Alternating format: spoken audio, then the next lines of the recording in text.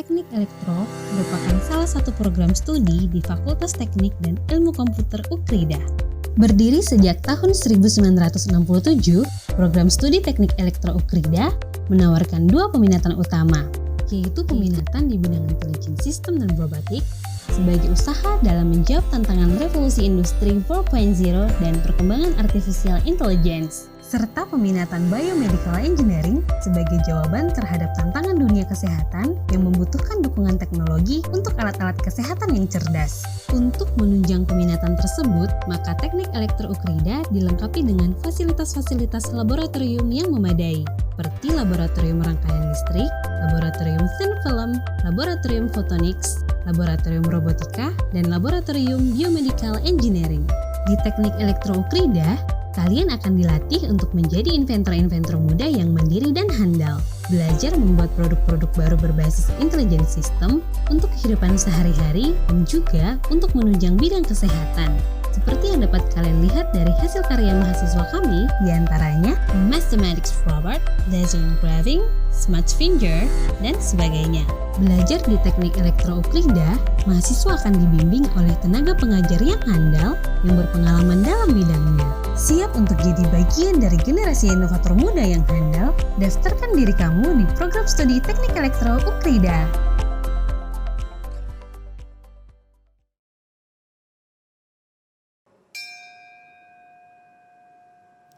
Salam sejahtera bagi kita semua. Kita patut bersyukur atas kesempatan yang Tuhan berikan sehingga kita dapat beribadah kembali secara online.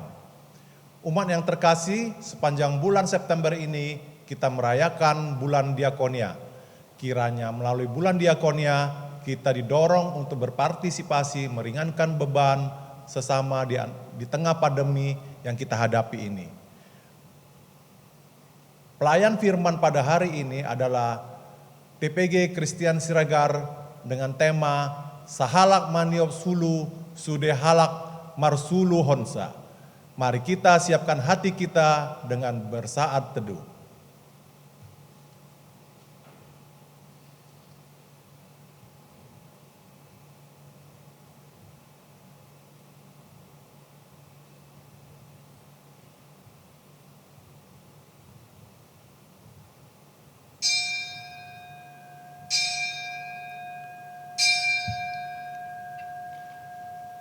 Terang sudah terbit bagi orang benar, dan sukacita bagi orang-orang yang tulus hati. Bersukacitalah karena Tuhan. Hai orang-orang benar, dan nyanyikanlah syukur bagi namanya yang kudus. Marilah kita menaikkan pujian seindah siang disinari terang.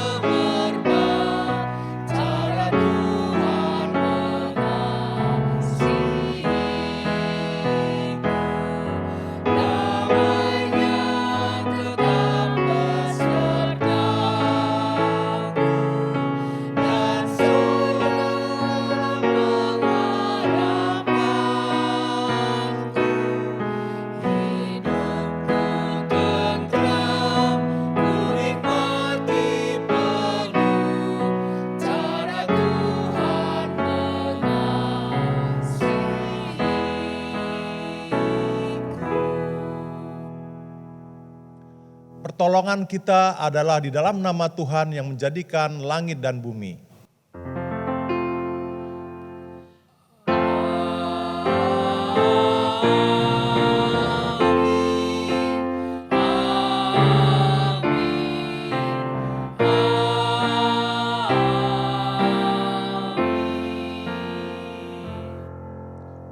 Salam sejahtera bagimu sekalian. Salam sejahtera bagimu juga. Saudaraku, tema ibadah pada hari ini diambil dari bahasa Batak. Sahalak maniup sulu, sudehalak marsul honsa. Ungkapan ini berarti, satu orang memegang pelita, semua orang merasakan cahaya. Bukankah Tuhan menghendaki kita semua menjadi terang yang memancarkan sinar? Kita bernyanyi Kidung Jemaat 424, Yesus menginginkan daku.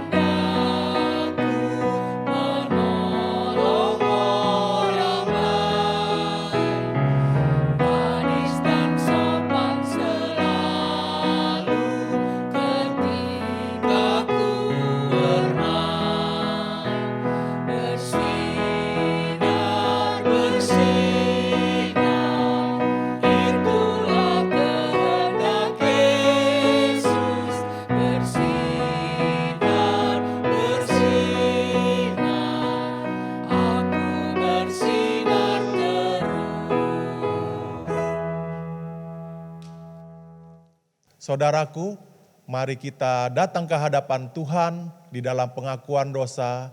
Mari kita berdoa. Bapa di dalam sorga, kami mengucap syukur karena kami dapat mengenal anak-Mu, Sang Surya kehidupan. Ia menyelamatkan dan menuntun kami di dalam terang. Kendati demikian, kami mengaku bahwa hidup kami belum menampakkan sinar bagi sekitar kami. Terkadang kami membiarkan kegelapan menguasai kami, sehingga tutur kata dan perbuatan kami melukai sesama dan Tuhan. Ya Bapa, ampunilah kami, ya Roh Kudus, curahkanlah kuasa-Mu, agar kami dimampukan untuk memancarkan sinar Injil-Mu. Di dalam nama Tuhan Yesus, kami berdoa. Amin.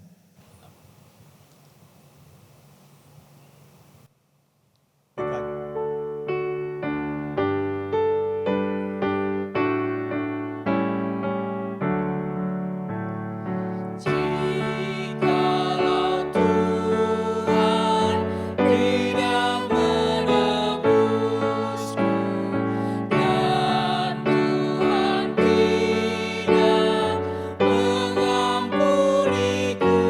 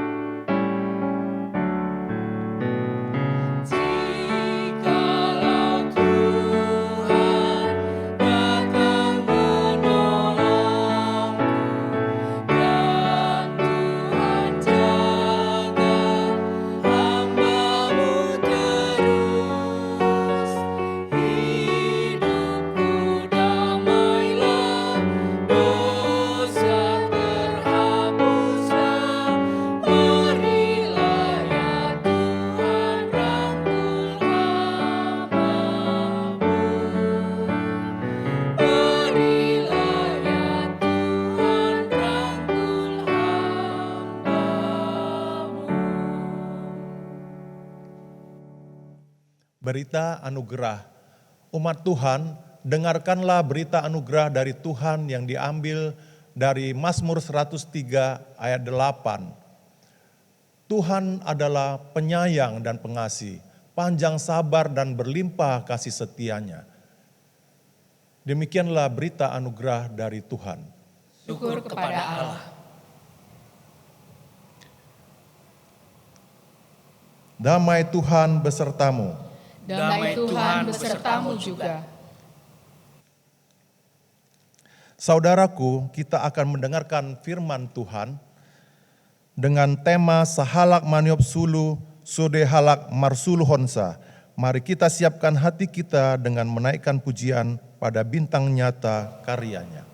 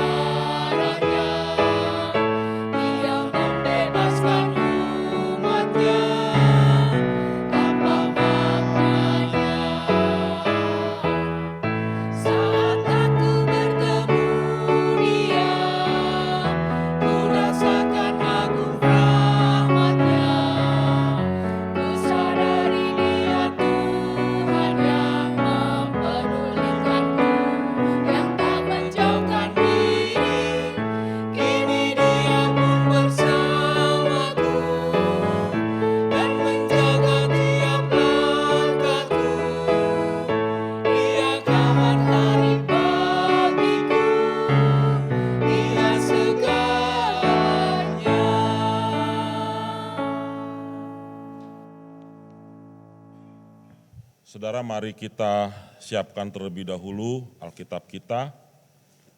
Kita akan membaca dari kitab Perjanjian Lama, yaitu kitab Nabi Yesaya, pasal 60, ayat 1 sampai dengan ayat 3. Sebelumnya, mari kita berdoa.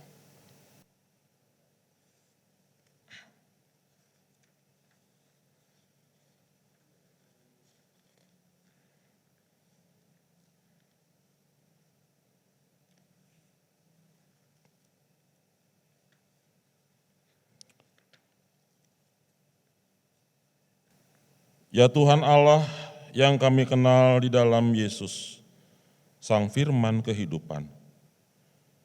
Saat ini kami hendak menyedengkan telinga kami untuk mendengarkan firman-Mu. Bentuklah kami seturut dengan kehendak-Mu.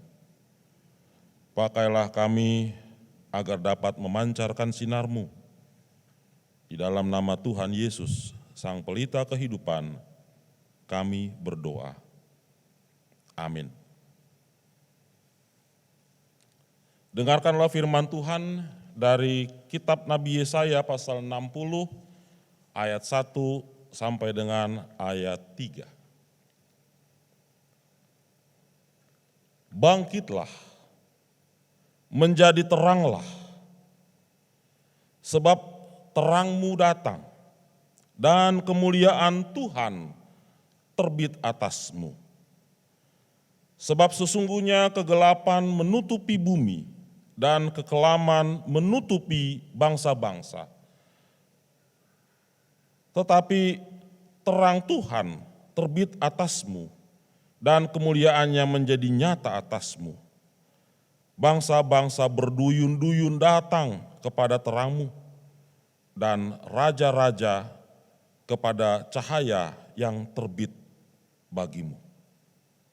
Saudara-saudara, demikianlah pembacaan sabda Tuhan. Yang berbahagia ialah mereka yang mau mendengarkan firman Allah dan yang memeliharanya. Haleluya. Haleluya, haleluya.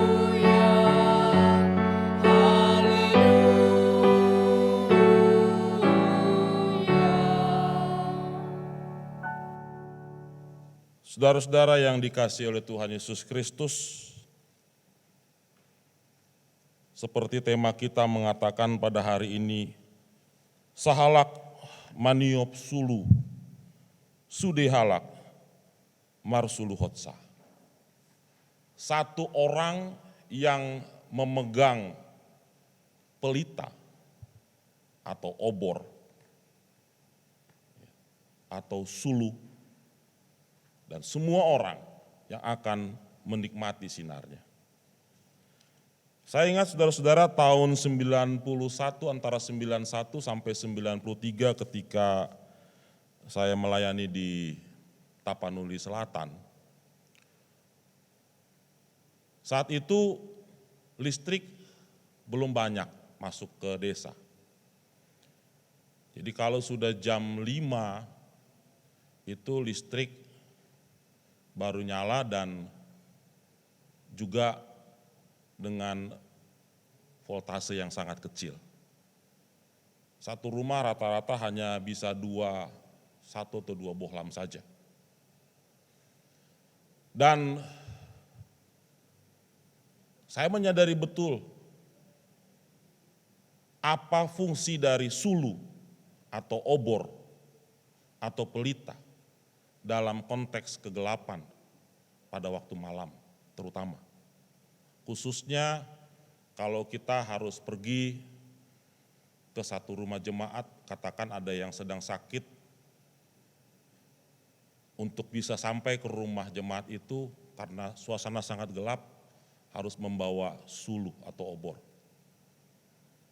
Atau paling tidak kalau kita mau pergi ke toilet, toilet itu berada di luar rumah, di belakang, dan biasanya toiletnya terbuka, toilet alam.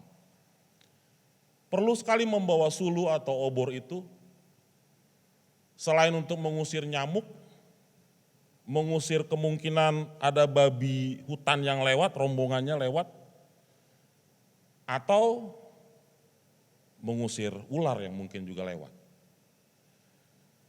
Jadi sulu atau pelita itu sangat memiliki peran yang besar dalam konteks kegelapan antara sore sampai malam, khususnya kalau di daerah Tapanuli Selatan, di kampung saya, di mana listrik belum banyak masuk, itu tahun 91 sampai 93, dan saya kira tahun-tahun belakangan ini juga belum banyak masuk juga.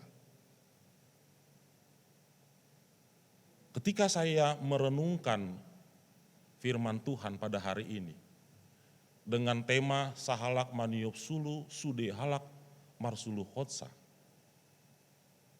saya jadi menyadari mengapa Nabi Yesaya memakai kiasan atau kata istilah terang itu. Mengapa bukan dia memakai kata garam atau air atau angin, tapi terang.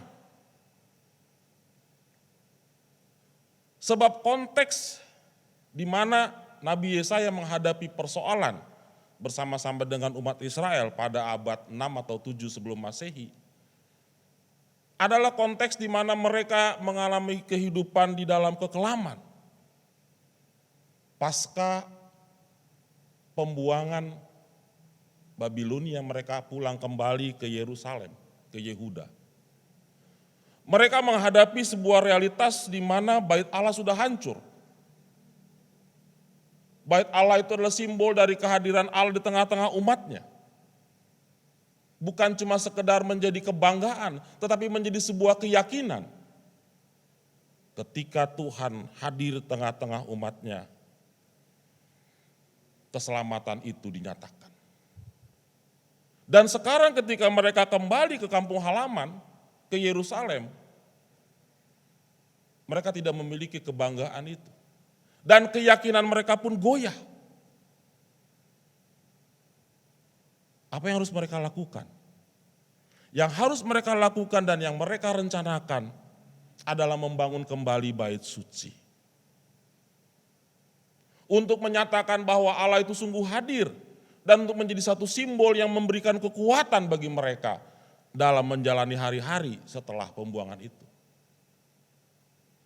Tapi apa daya, secara ekonomi mereka juga saat itu dalam kesulitan.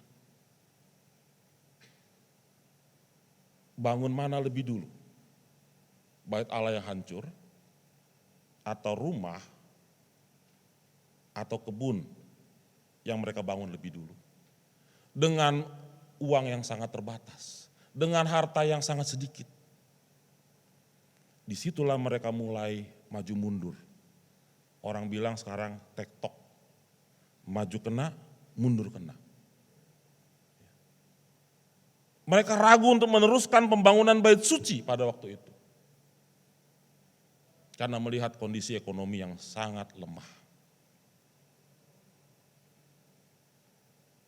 Lalu ada kecenderungan mereka mulai mengabaikan Tuhan. Lewat ketidaksiapan mereka untuk membangun kembali bait suci yang hancur itu. Dalam situasi seperti itulah Nabi Yesaya memberikan satu nubuat yang sangat jelas, yang menjadi sesuatu yang menjawab persoalan mereka pada waktu itu secara tepat. Nabi berkata, "Bangkitlah, menjadi teranglah, sebab terangmu datang." Yang pertama dikatakan bangkitlah. Jangan engkau mengalami putus asa. Jangan engkau mengalami patah semangat. Bangkitlah. Dan menjadi teranglah.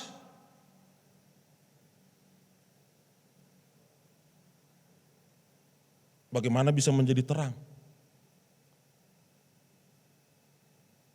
Sebab terangmu datang. Kata yang dipakai di sini adalah present tense. Sebab terangmu datang. Bukan terangmu akan datang. Tapi terangmu datang. Terang Tuhan terbit atasmu. Artinya kehadiran Tuhan itu nyata. Bukan akan nyata atau pernah nyata. Tetapi kehadiran Tuhan itu nyata. Terang Tuhan itu terbit atasmu. Di sini Nabi Yesaya mau mengatakan bahwa meskipun dalam keadaan yang sulit, ekonomi sulit, kondisi sosial juga belum pulih, tapi bukan berarti bahwa Tuhan meninggalkan umatnya. Tuhan ada, Tuhan hadir di tengah-tengah umatnya. Tuhan itu adalah terang yang sesungguhnya. Dan terang itu datang. Terang itu akan menjadi terang bagi banyak orang. Bagi umat Israel. Sehingga dengan kehadiran Tuhan sebagai terang itu, maka mereka juga boleh menjadi terang. Jadi ibarat kalau lampu itu ya, bohlam seperti ini ya. Dia bisa menjadi terang mengeluarkan cahaya kalau dia dicolok atau ada stop kontaknya gitu ya. Begitu juga dengan orang beriman. Dia bisa menjadi terang ya, kalau dia dicolok, ya, disambungkan, dihubungkan dengan stop kontak, yaitu Tuhan. Di sini Nabi Yesaya mau mengatakan pentingnya membangun relasi, membangun hubungan, membangun konektivitas dengan Tuhan dalam kehidupan kita. Bukan waktunya bagi kita untuk meninggalkan Tuhan ketika kita mengalami kesusahan. Tapi justru sebaliknya, inilah waktu di mana kita harus lebih mendekatkan diri kita kepada Tuhan. Yang kedua, yang menarik di dalam teks bacaan kita pada hari ini mengatakan,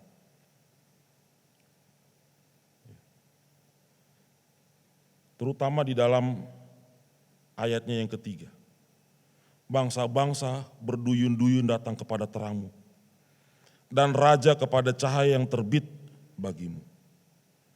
Ini menarik. Sebab sebelumnya di dalam ayat 2 dikatakan, sebab sesungguhnya kegelapan menutupi bumi dan kekelaman menutupi bangsa-bangsa, tetapi terang Tuhan terbit atasmu dan kemuliaannya menjadi nyata atasmu. Lalu disambung dengan kata-kata, bangsa-bangsa berduyun-duyun datang kepada terang-Mu dan raja-raja kepada cahaya yang terbit bagimu. Artinya apa? Artinya saudara-saudara adalah bahwa mereka umat Tuhan itu tidak hanya diminta untuk menjadi terang, tapi mereka juga diutus untuk menjadi penerang bagi bangsa-bangsa di sekitarnya. Sehingga bangsa-bangsa lain yang hidup dalam kekelaman, bahkan raja-raja, para penguasa, mereka juga boleh datang kepada Tuhan untuk menikmati kemuliaan Tuhan, untuk menikmati keselamatan yang Tuhan berikan.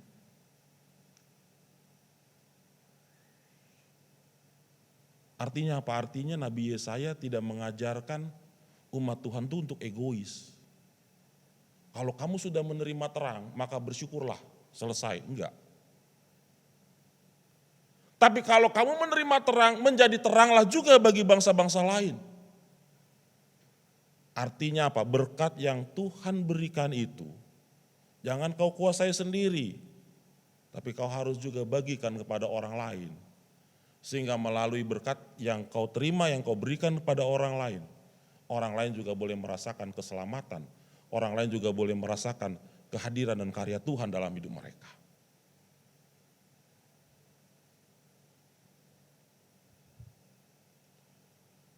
Lalu bagaimana kira-kira implementasi dari firman Tuhan ini dalam kehidupan kita pada masa kini? Sebab bukankah kita juga pada saat ini mengalami banyak kesulitan?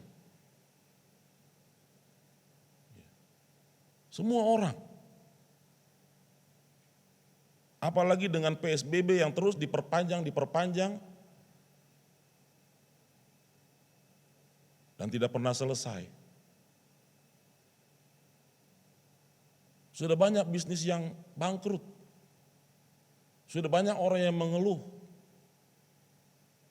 Apakah dalam situasi seperti ini kita sebagai gereja Tuhan harus berhenti bersaksi? Tapi kalau kita membaca firman Tuhan pada hari ini, justru firman Tuhan mengatakan, bangkitlah dan menjadi teranglah. Bahkan bukan hanya sekedar menjadi terang bagi diri sendiri, tapi juga menjadi terang bagi orang lain yang juga hidup di dalam kegelapan.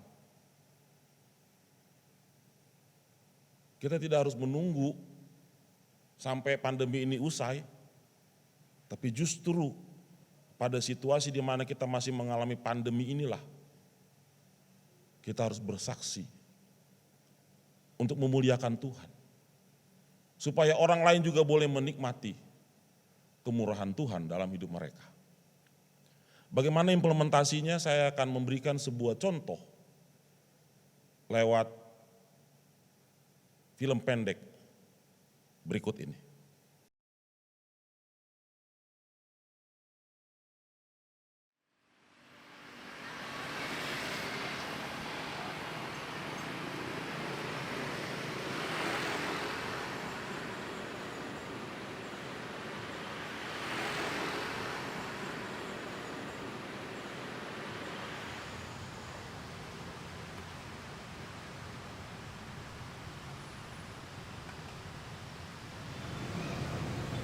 Ada apa mas? Ini mas, motor saya kehabisan bensin. Itu di depan ada yang jualan bensin mas. Masalahnya saya nggak bawa uang mas. Oh.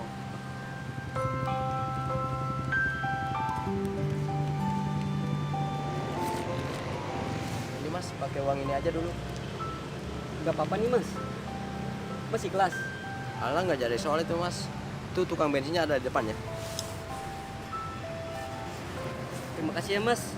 jarang-jarang ada orang kayak Mas ini. Udah kalau gitu saya ngisi bensin dulu aja di depan Mas ya. Iya Mas, itu tukang bensinnya depan sebelah kanan ya Mas. Ya Mas, makasih Mas. Ya sama-sama Mas.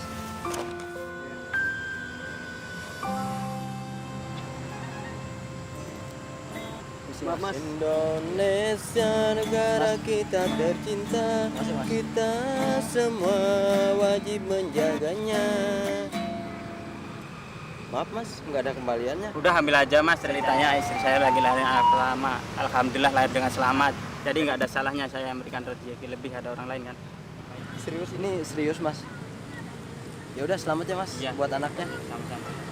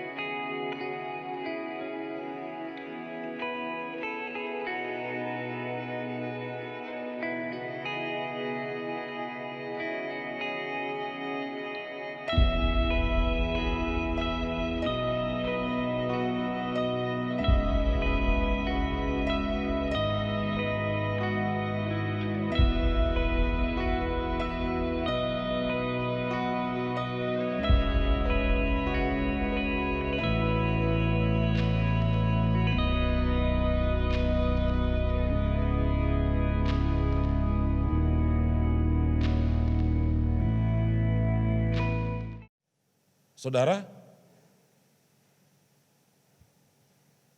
apa yang sebetulnya ingin diperlihatkan melalui video yang tadi kita sudah lihat bersama? Video di mana ada satu orang yang mengamen dan tidak memiliki banyak uang.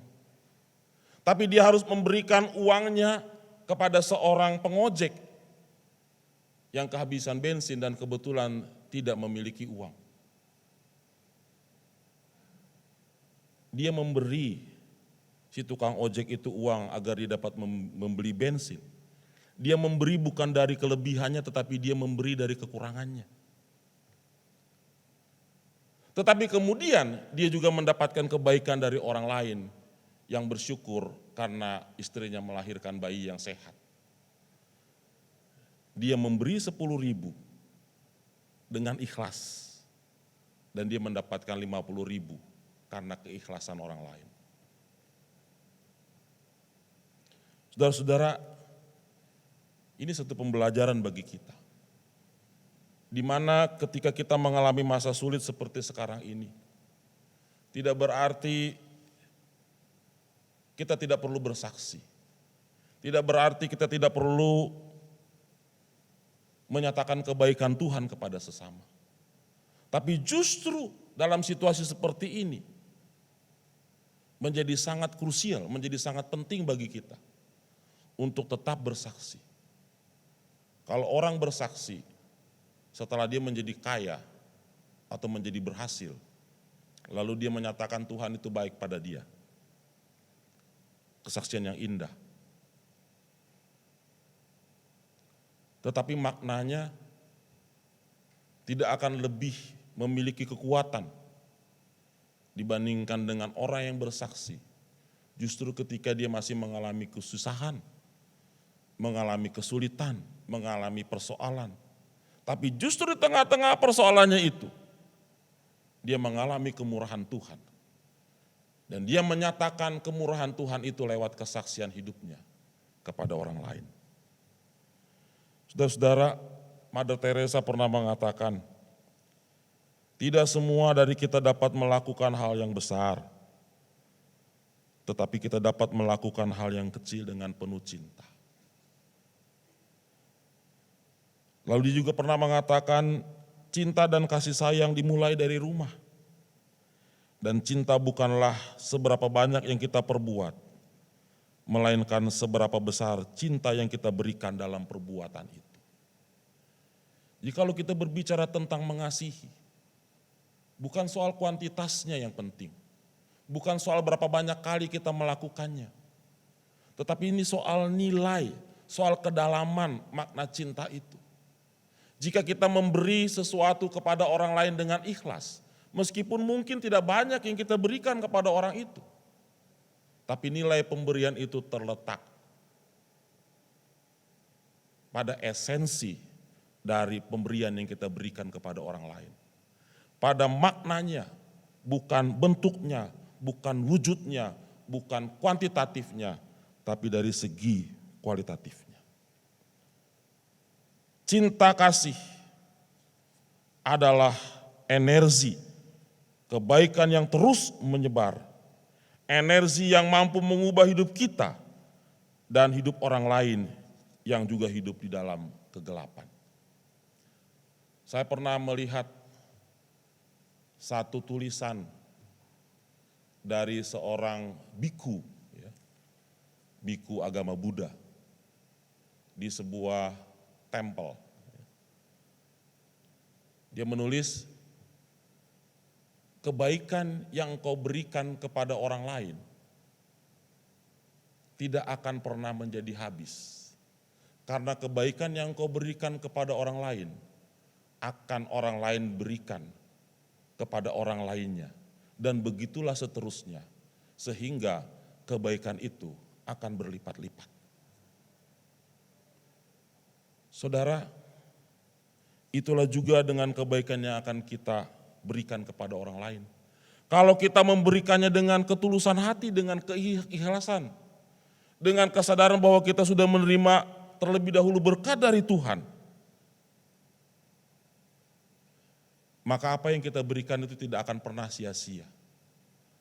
Karena kebaikan itu akan terus berlipat seperti bola salju makin lama makin besar. Dan seperti juga yang dikatakan oleh Mother Teresa, kita merasa bahwa perbuatan kita hanyalah setetes air di samudera. Namun samudera akan berkurang jika setetes air tersebut tidak ada. Jadi yang paling penting dalam kita memberi adalah karena rasa syukur kita. Dan kita memberi dari keikhlasan kita.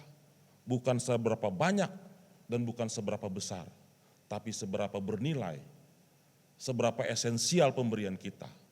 Itu adalah sesuatu yang kita berikan sebagai ungkapan rasa syukur kita kepada Tuhan melalui pemberian kita kepada sesama yang tulus ikhlas.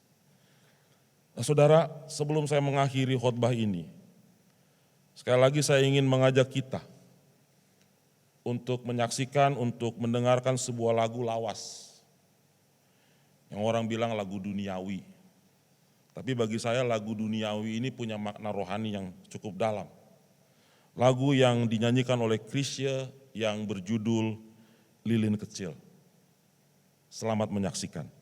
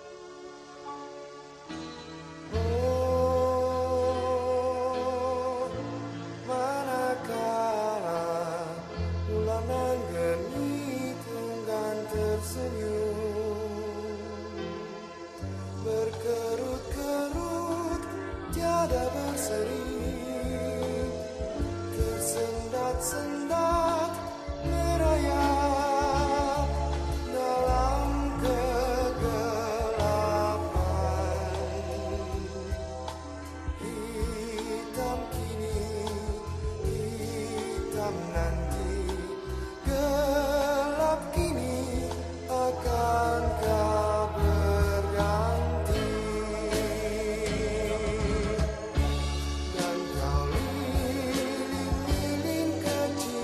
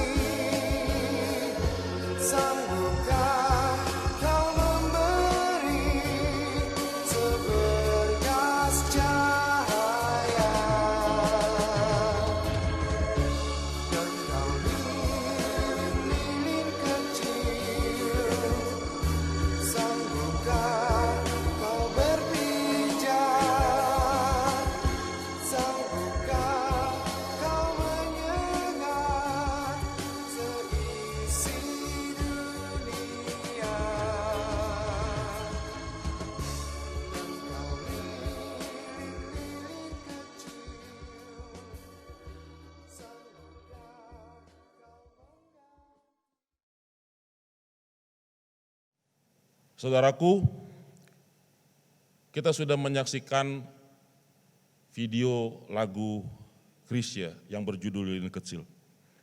Lagu ini sengaja saya pilih untuk mengajak kita semua, supaya kita semua merefleksikan kembali kehidupan kita masing-masing sebagai orang yang percaya akan kemuliaan Tuhan. Apakah kita sebagai orang percaya sungguh-sungguh yakin akan kehadiran Tuhan sebagai terang yang sejati di dalam hidup kita?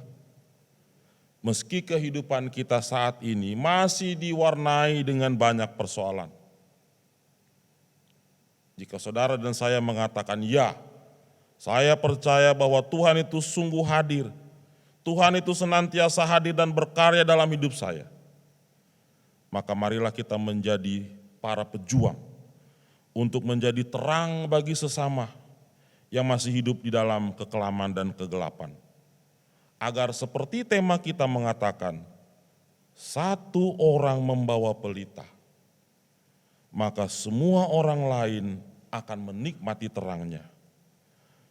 Karena itu saudara, maukah kita, Anda dan saya, menjadi terang Kristus bagi sesama manusia yang membutuhkannya. Amin.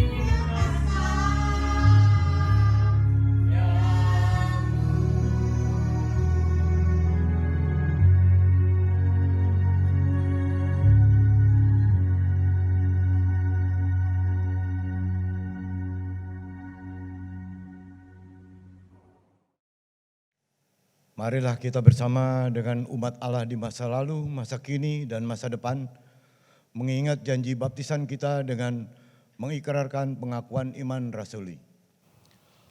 Aku percaya kepada Allah, Bapa yang Maha Kuasa, Khalik langit dan bumi, dan kepada Yesus Kristus, anaknya yang tunggal Tuhan kita, yang dikandung daripada Roh Kudus, lahir dari darah Maria, yang menderita sengsara di bawah pemerintahan Pontius Pilatus, disalibkan, mati dan dikuburkan, turun ke dalam kerajaan maut.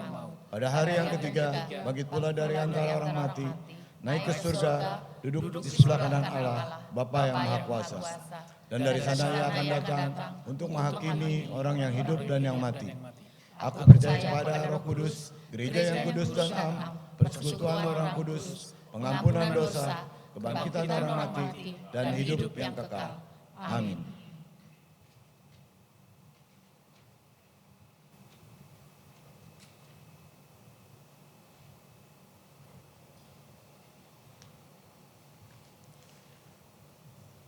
Mari saudara-saudara kita menaikkan pokok doa syafaat kita. Mari kita bersatu di dalam doa. Bapa yang baik, saat ini kami datang kembali di hadapan-Mu, kami mengucap syukur karena kami boleh yakin percaya Engkau sungguh hadir dalam segala situasi, dalam segala keadaan yang kami hadapi sepanjang hari dan setiap hari. Kami percaya Engkau berkarya atas kami, Engkau menjadi terang bagi kami. Pun dalam situasi kegelapan, kekelaman yang kami alami saat ini oleh karena pandemi COVID-19. Manakala begitu banyak dari antara kami yang mengalami kedukaan, karena famili, sanak keluarga yang mungkin telah berpulang lebih dulu menghadap Tuhan. Atau karena sakit dan masih harus dirawat di rumah sakit, atau karena masalah-masalah ekonomi yang begitu menekan berat kehidupan kami. Dan masalah-masalah lain yang kami hadapi sebagai efek domino dari pandemi COVID-19 ini. Namun kami bersyukur kepadamu ya Bapa bahwa di tengah-tengah keadaan ini kami masih boleh merasakan kebaikan Tuhan atas kami. Engkau peduli kepada kami, Engkau memberikan kekuatan bagi kami, Engkau memberikan petunjuk-Mu kepada kami, Engkau menjadi terang bagi kami untuk menerangi jalan hidup kami. Dan Engkau juga memberikan kepercayaan kepada kami, agar kami juga boleh menjadi terang bagi sesama kami. Ajarkan kami ya Bapa untuk selalu berpegang kepada Tuhan, selalu membangun hubungan yang baik dengan Tuhan. Ajar kami untuk selalu terkoneksi dengan Tuhan, lewat ibadah, lewat doa, lewat pelayanan-pelayanan yang kami lakukan. Kami boleh selalu terkoneksi dengan Tuhan. Agar dengan konektivitas antara kami dengan Tuhan itu memampukan kami untuk menjadi terang bagi sesama kami. Menjadi kesaksian yang hidup tentang cinta kasih Tuhan kepada semua orang melalui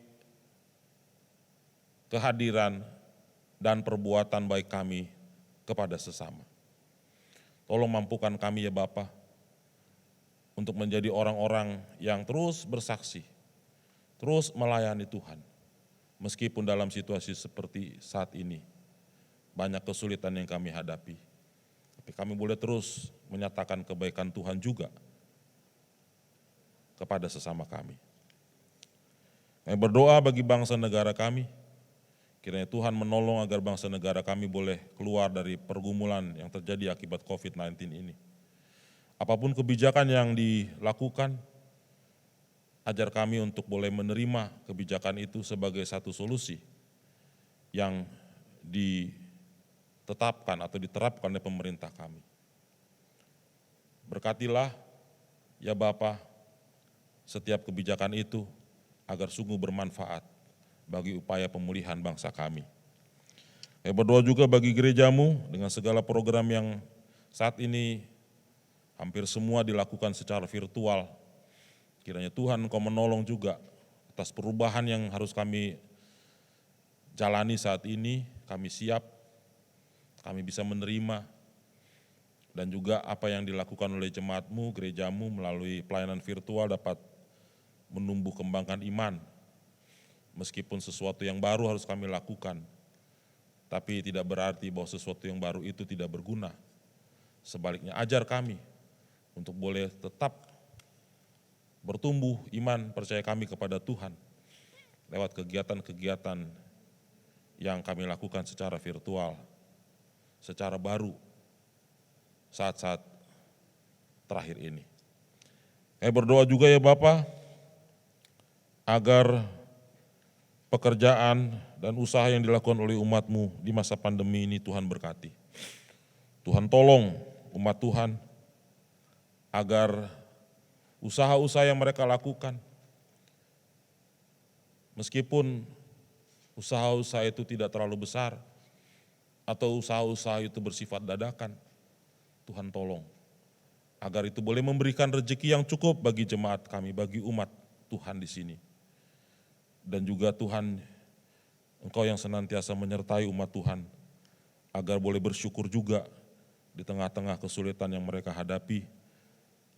Mereka boleh melihat kehadiran Tuhan, pertolongan Tuhan nyata, dan memampukan mereka untuk bersyukur atas kebaikan Tuhan yang Tuhan berikan melalui jerih lelah yang harus mereka lalui untuk mendapatkan rezeki.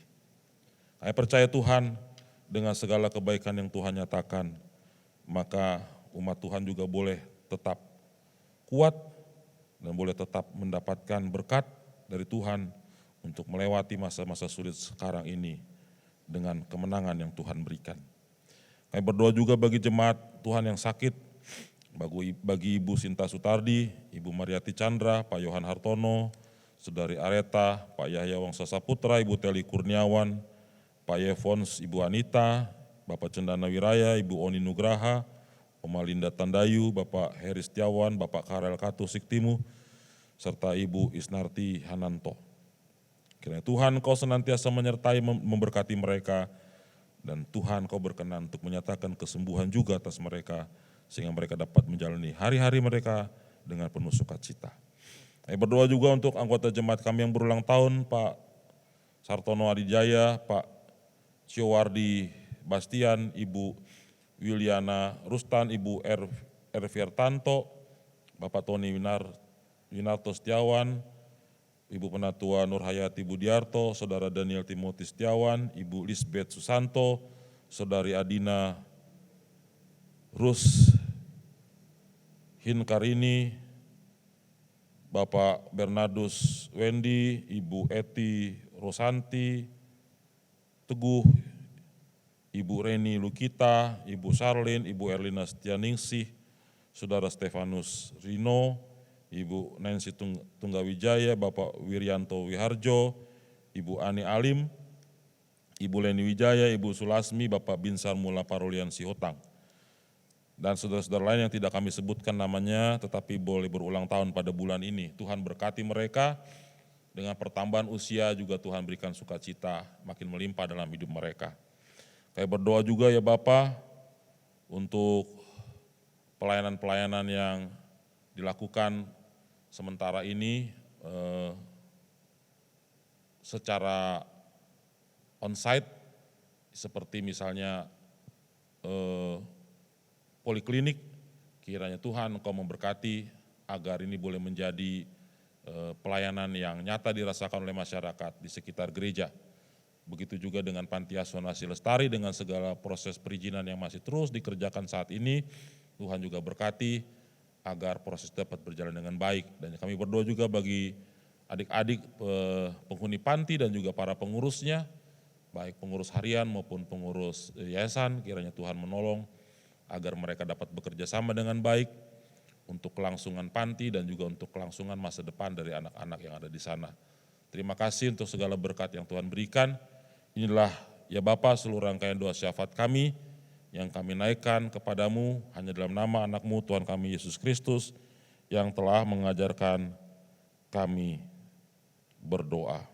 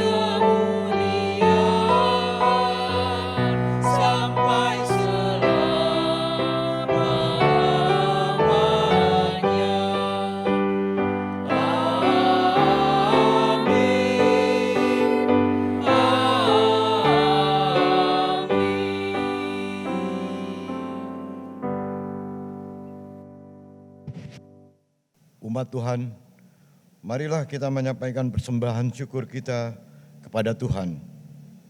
Saudara dapat menyampaikannya dengan 3 cara.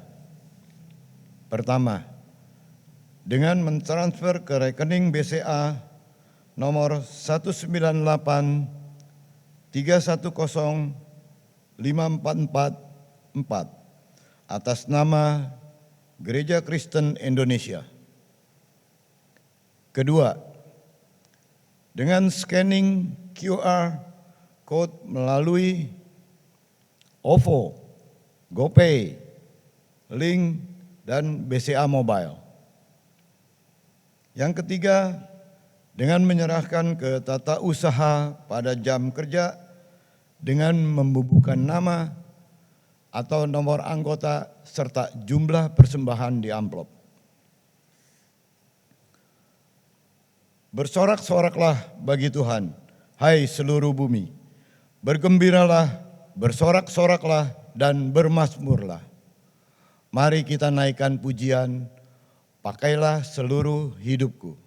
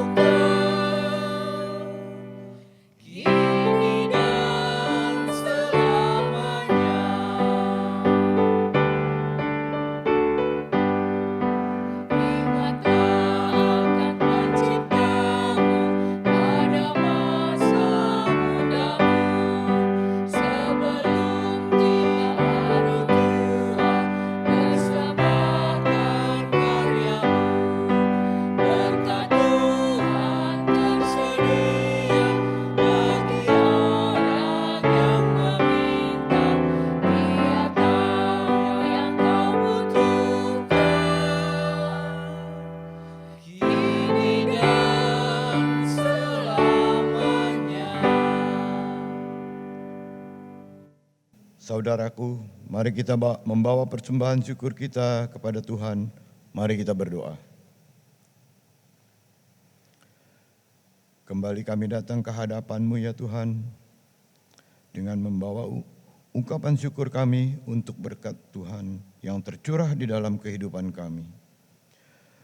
Berkatilah persembahan ini ya Tuhan, agar berguna untuk pekerjaan-Mu melalui karya dan pelayanan di gereja ini. Dan mampukan setiap kami ya Tuhan untuk selalu mengucap syukur di dalam kehidupan kami, karena kami percaya bahwa Engkau adalah Allah yang selalu mencukupkan setiap kebutuhan kami menurut kekayaan dan kemuliaan-Mu. Dalam rasa syukur kami bawa persembahan kami ke dalam tangan-Mu. Di dalam nama Tuhan Yesus kami berdoa dan bersyukur. Amin.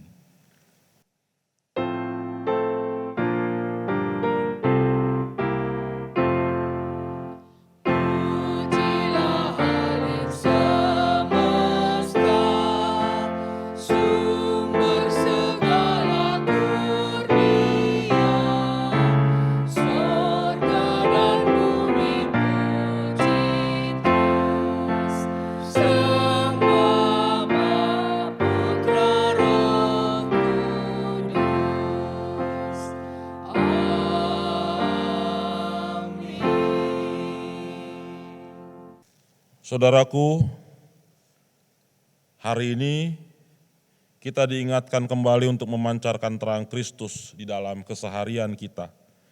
Memang tidak mudah, tapi marilah kita minta pimpinan Tuhan, Sang Terang Abadi.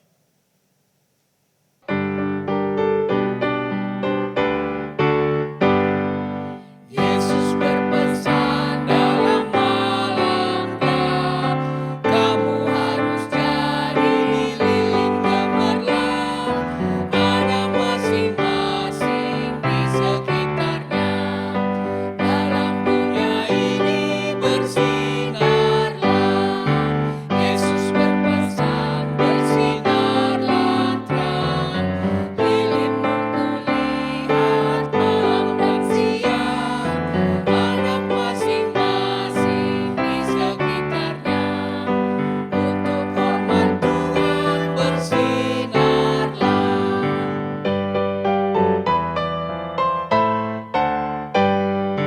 Yesus berpesan dunia penuh banyak macam dosa, duka dan keluh.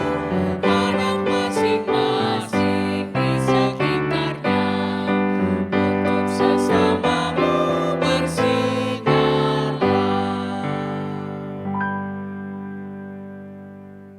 Saudaraku, arahkanlah hatimu kepada Tuhan dan kini terimalah berkat dari Tuhan.